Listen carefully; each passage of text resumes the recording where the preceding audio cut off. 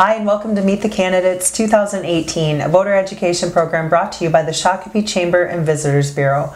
My name is Angie Whitcomb and I'm joined today by City Council candidate Jim Plekkenpol. Jim, thanks so much for being here today. Thank you so much for having me. You're welcome.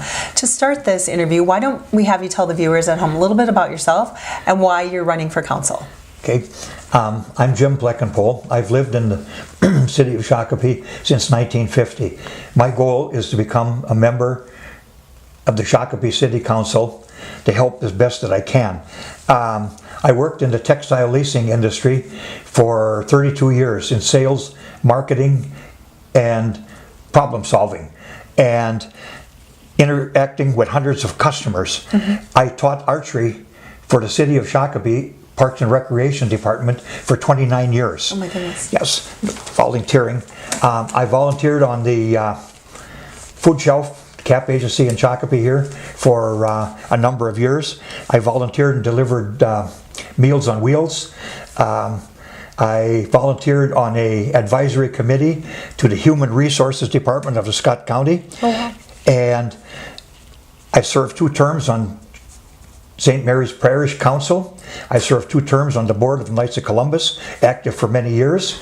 And I volunteered on the advisory committee to the Human Resources of Scott County. I think I said that. That's okay. And I'm part of a trio that entertains at nursing homes and assisted living facilities. Oh, wow. And I'm an election judge, and hoping to make a change on the council and change some of the culture in their decisions. Great. Well, we're glad you could be here with us today. So, Jim, investors seem to be pulling out of projects in our community, citing an instability and an unpredictability with our city politics. How do we restore that predictability and stability so that investors feel confident bringing their money and doing projects here? In my opinion, the City Council needs to form a consensus with staff to form a united, solid front when addressing the issues and problems that are facing the city of Shakopee, making decisions that will be to the benefit of the whole city. Okay, Jim, one of the words we hear bantered around a lot is TIF. Not everybody knows what TIF is. Can you explain for our viewers what tax increment financing is? I know a little bit about TIF.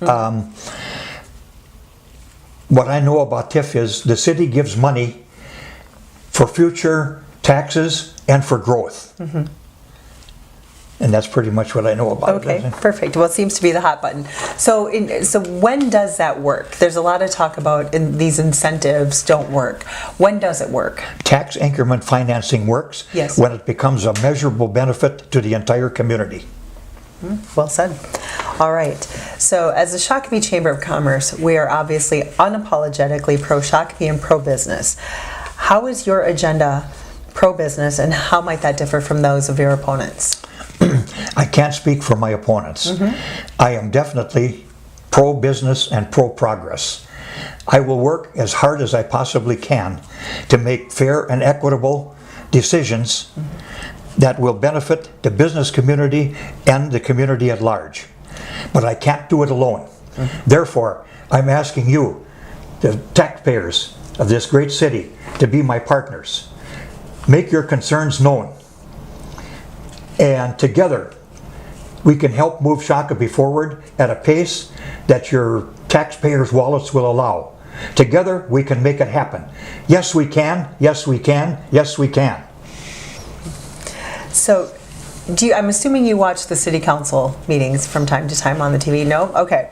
Well, a lot of times in those meetings, they'll reference other cities that are doing a good job. Are there cities surrounding or similar to Shakopee that you think are doing a good job, and what lessons could we learn from them?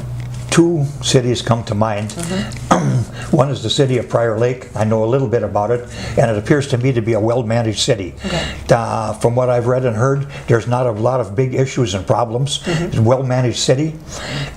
And I absolutely applaud the city of Belle Plaine for the way they've rebounded from the failed tax increment financing on the failed motorcycle factory. Also, a major roadway running through the center of town. The citizens came together with a tenacity and determination to make Belle Plaine work. And today, Belle Plaine flourishes. City of Belle Plaine, I salute you. So Jim, what has been your greatest learning opportunity in life to date, and how will you take that to the council if elected? I've lived in Shakopee, born and raised 2 miles south of Shakopee, and I've moved into the city in 1950. I've seen it grow from a small town to a vibrant and energetic city of over 40,000. I lived through the ups and downs. I've enjoyed the privileges of living in a free society. I have learned to respect the opinions of others. And respecting the opinions of others, every day is a new learning experience. And if elected to the city council, it will give me another opportunity to give back to the community from which I have flourished and grown all these years. Great. Is there anything you would like to add to our viewers in closing and in preparation for their decision making on November 6th? I guess all I can say is I hope I'm going to be elected. I want to try to bring a common sense attitude to the city. I want to see the city progress, but I want it to progress as we can afford it and how the taxpayers can afford it. Shakopee is a beautiful city. I want to see it progress. I've enjoyed the many amenities of the city, and I just hope I can bring a common sense approach to the city council decisions. Great. Thanks for being here today, Jim. Yeah.